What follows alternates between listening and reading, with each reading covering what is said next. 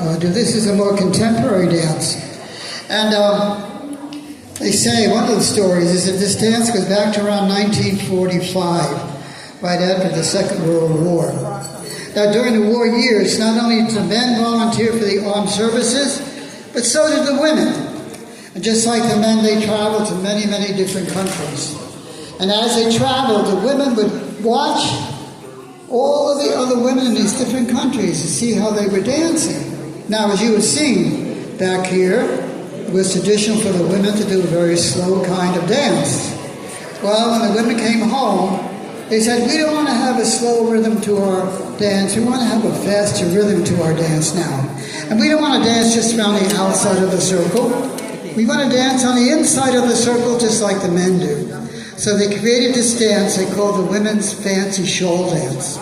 And when they do this dance, the women wear a shawl over their shoulders and over their elbows, and they spin and they turn and they open and close their arms, and they say, the long fringe on the edges of the shawls that the women wear sway back and forth as they dance and remind you of the feathers that the men wear. Now, the difference between the women's dancing and the men's dancing is that the women do not wear the feathers and they do not wear bells on their legs like the men do. But their footwork and their movements are very, very similar to the footwork and the movements of the men.